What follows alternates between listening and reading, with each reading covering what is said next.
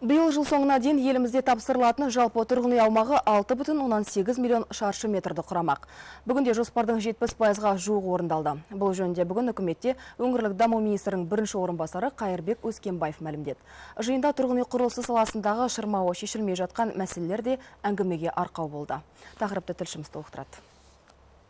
Жалпы биыл жоспар бойынша жыл соңына дейін 6,6 миллион шаршы метр тұрғын үй салу көзделген болатын. Құрылыстың қарқынды жүргізілуіне орай жоспар өзгерді.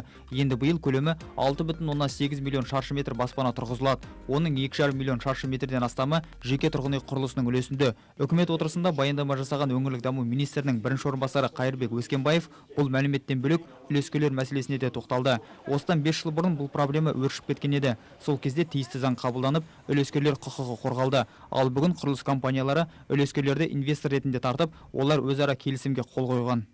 Өздеріңіз білесіздер, көп азаматтар ақшасын салып, өзі үйлеріне қолдар жетпей қалып, негізі 2008 жылы 68 мың сондай үлескер болатын.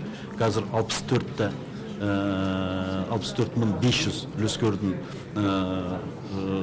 жағдайы орындалды, пәтерлерін алды. Сол үш объекттің қазір қиындық туып отыр, қалғандардың үлескерлердің мәселесі шешілді деп айтуға болады толықтай. Қолданыстағы заң толықтыруды қажет етеді. Өңірлік даму министрлігі мәселені жолға қою тетіктерін жақында үкіметке ұсынбақ. Жиында тұрғын үй құрылыс жинақ банкінің жұмысы да айтылып сынға алынды. Қазақстанның батыс өңірлерінде бұл банктік жүйе бойынша белсенділік аз. Құрылыс жинақ жүйесі бойынша Атырауда небәрі 418 адам өтініш білдірген.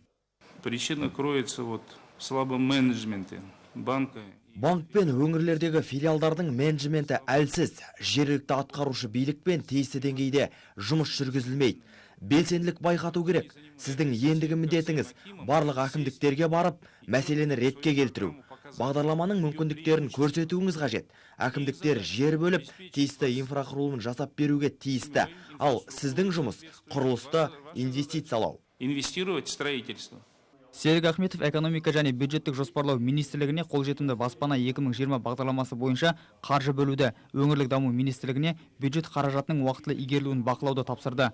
Бұдан бөлек үкімет басшысы үй салу комбинаттарын жүктеу бағдарламасының қажеттілігіне де тоқталды. Поручают это двум министерствам.